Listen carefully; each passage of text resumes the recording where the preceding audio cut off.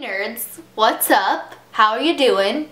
Good, good, I'm good. We are doing a book tag. Let's do this.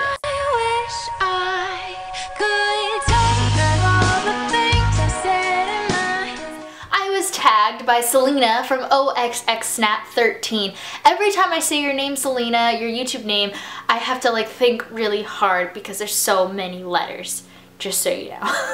So I will link her video down below if you want to watch it because she's the best. We cyberstalk each other. It's alright, we know about it. It's cool. And I don't remember the name of the creator, but she will be linked down below as well. So let's get into these questions. I have them written here on my computers. Question number 1. Half of the lights on the Christmas tree are burnt out. Name a book / series / character that started out good but then went downhill. I feel like we're all answering the same here on the YouTubes, but I have to go with the same answer, and it is the Divergent series by Veronica Roth. It just started out so good. It was so good. Divergent. Oh my god, so good. The movie was good too. Everything's great. And then Insurgent was okay. And then we got to Number 2. Annoying gray Aunt Sally who will not leave you alone. I love the names of these questions, by the way. Name a book that you didn't enjoy, but everyone else seems to love it, so it never goes away. And right now, this feels like Obsidian, aka the Luck series, to me, by Jennifer L. Armentrout. I haven't even finished the series, I've only read Obsidian. We have talked about this many a time, so if you watch my videos regularly, you know that I did not like that book. It was boring. I hated all the characters. They were all stupid or irritating or just jackasses, and we will get more into that later because there's some people I want to talk about in that book. So Obsidian, aka the Lux series, whichever one you want to go with. Number 3. Your pets keep knocking over the Christmas decorations. Name a character that kept messing things up for everyone else, but you can't pick a villain. I have 2 options because one of them maybe counts as a villain. That first one is going to be Caleb. Caleb, from Divergent. Caleb, shut the fuck up and get out of the scene. Stop. Just stop. Just stop it. Stop. If he counts as a villain though, because sort of, I don't know, then I'm gonna say from the Mariah series, don't worry, I'm not ruining anything for you, but Mara's mom. Can you just shut up and go away, please? I know you can't go away because Mara's a teenager and she lives with you, but shut up, please. Stop talking. Number 4. You hear your parents putting out the presents and learn Santa isn't real. Name a book you were spoiled for. The first book I was spoiled for was Allegiant. I know a lot of people had this problem. And then I was also spoiled for Breaking Dawn when that came out because my friend, I didn't end up buying that book for a while, so I was borrowing it from my friend and she read it first. And when she gave it to me, she told me the end. Or, she didn't tell me the end, but she told me sort of the end. She told me about the thing. She told me it, about it. Anyway. And then I was also spoiled for Harry Potter and the Deathly Hallows. But not really, because are we pretending that anyone hasn't read Harry Potter yet? Because if we are, I'm sorry, but I'm about to spoil you. Somebody told me that Harry died. That's not actually necessarily the truth in the long line of things, but in the moment. That was hard for me. Number 5. It's freezing outside. Name a main character you just couldn't connect with. The 2 main characters from The Notebook by Nicholas Sparks. Now, I love this movie. Love it. Rachel McAdams and Ryan Gosling are 2 beautiful, beautiful human beings who are just wonderful. Wonderful, wonderful people. And the movie is so good. So then I picked this book up. And I was like, oh yeah, this sounds good. Like, oh, I love the movie. Let's read the book. And I got to page 44 apparently because I kept it bookmarked and I just stopped. First of all, they're like a lot younger in the book. They're 14, which just made it so stupid to me. In the movie, they're 17 and 19 or something. And so that's at least a little bit more realistic. Like, yeah, you're still young and in love and whatever, so it's like insta-y. So I didn't end up reading that because I didn't like the characters. Number 6. 6. All I Want for Christmas Is You, and it's giving you an anti-romantic feelings. Why is that giving me anti-romantic feelings? I don't understand the question. Name a couple you couldn't stand. I am picking the 3 different couples we see in the Night World first book, which is actually 3 stories in it. It's The Secret Vampire, Daughters of Darkness, and Spellbinder. I guess there's no couple in Daughters of Darkness, but there is in Secret Vampire and Spellbinder, and I just didn't give a shit about anyone in these books, so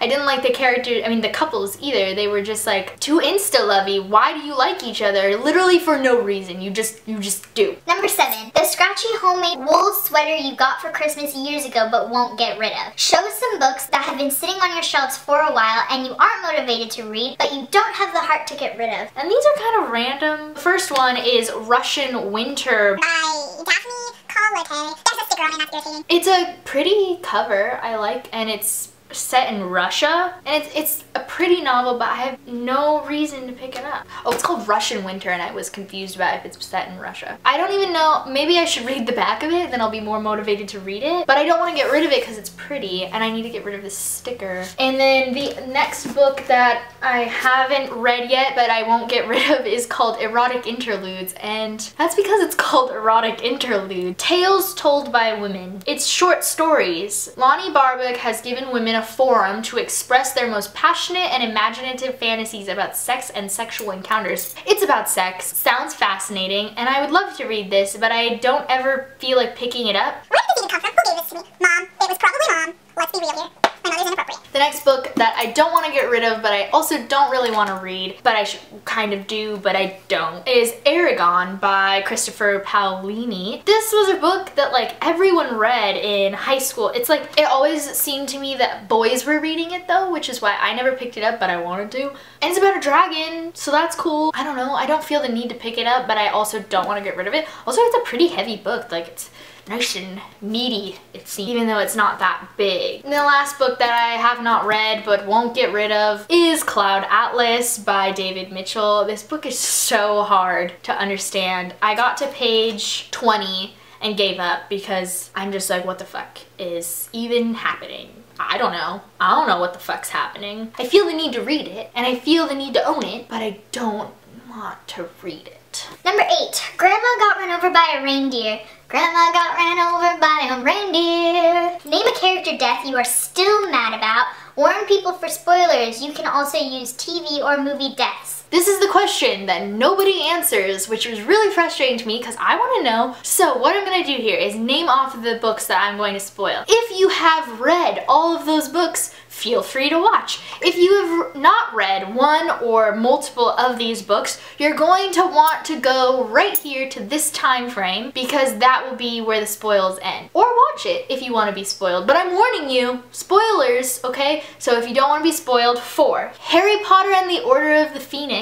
Oh, and Harry Potter and the Deathly Hallows. We're going from number 5 through 7. So The Fault in Our Stars and Mockingjay. So if you have not read any of those books and don't want to be spoiled by any of those books, go to this time frame. Go there. Now, I'm giving you a chance.